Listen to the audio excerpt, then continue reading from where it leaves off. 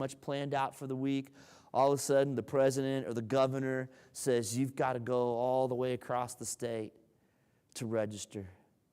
And that would change your plans. And that would change everything. We don't live in a country that makes us do that. But Joseph did. You've got to go all the way to Bethlehem to register for the census. And taking his wife with him, he trusted God to do that, knowing that a baby could be born any moment. And now, the minute they get to Bethlehem, nobody takes them in, trusting God. And now you've got to go to Egypt. But each step that Joseph takes, trusting God, he continues to get more guidance. Now, that guidance wasn't nice. That guidance wasn't easy. That guidance was still a challenge, wasn't it, with every step? Because that's what Matthew was trying to tell Israel. Do we trust God? Well, we don't see Jesus risen from the dead. Where is he now? What's going on? How do we know that he was really the Savior? Matthew says, you trust. And look at Joseph. And the more that we trust, the more direction we will get as a nation. So let's continue to read. If we read through verse 16 through 18. Now Herod was furious when he realized the wise men had outwitted him. Because he told the wise men, come back and tell me where you find this baby so that I too may worship him. He sent soldiers to kill all the boys in and around Bethlehem who were 2 years old and under, based on the wise men's report of the star's first appearance. Herod's brutal action fulfilled what God had spoken through the prophet Jeremiah. A cry was heard in Ramah, weeping and mourning. Rachel weeps for her children. Who's Rachel? Is it a random name that Jeremiah would have picked? No. Jacob from the Old Testament, at least one of his wives was Rachel. Jacob would go on to be named by another name, which would be Israel. So Rachel would be, Matthew wants to kind of go off. There was a time where Israel wept for her children, refusing to be comforted. I mean, this whole incident of Herod and these mothers weeping for their children, Matthew says that's the way Israel, the mother of Israel, weeps. That's the way we weep, he says, for where our nation is and where we are going. Again, this is the story right after Christmas. And I think what Matthew's trying to say to the nation is trust always comes in times of adversity.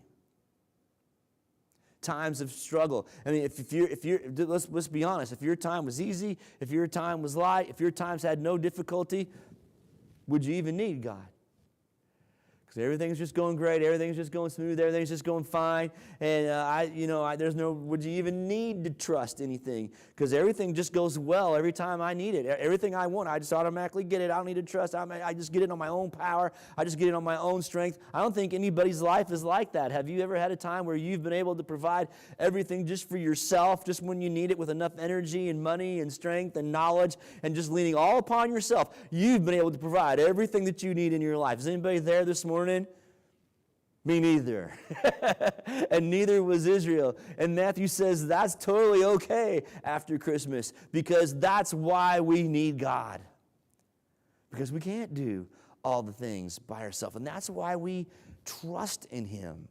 It's because of times of adversity and because of times where we can't provide for everything and figure out everything and lift ourselves up by our bootstraps, or we're too tired and we're too broke and we're too stressed. And Matthew says that's why we trust in God, because he can provide those things for us. If times were easy, we wouldn't need trust. And Matthew says, I want you to see that we can trust in times of adversity, because look at what Jesus and Matthew did, and Joseph did. They trusted in times of adversity. And it's really, and what Matthew does in the next few chapters is he outlines what Jesus went through and how similar it was to Israel. I mean, you think about it, Jesus goes into Egypt and then will be coming out of Egypt. Isn't that the nation of Israel? In the time of Joseph, the Technicolor Dreamcolor Joseph, his brothers went to Egypt to find food. But what happened? They flourished there for a while until Pharaoh was threatened by him. Then it was a time of struggle where they had to trust God. And then soon they came out of Egypt. So Jesus going into Egypt, facing a time of struggle. Till the time was right, he comes up out of Egypt. And then Matthew will pick up the story later in John chapter 3 with John the Baptist and Jesus being baptized.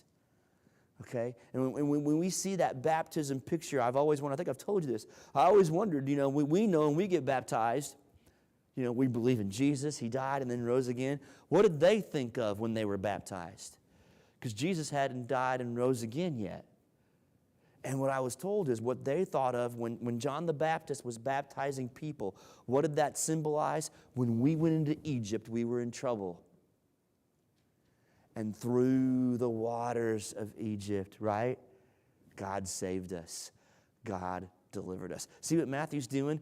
Jesus comes out of Egypt. This is over, Matthew said. Now that the Christmas story is over, what do we need to do when we're unsure of times ahead? And here we go, another year and more time behind us and ahead of us. You trust God with what is ahead for your life. And how do we trust God? The same way Joseph did, through obedience.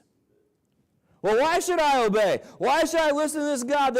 Because your Savior, Jesus Christ, has been through everything that you've been through. That's why you can trust him. Look, whenever somebody, if you think about people in your life, maybe think about yourself. When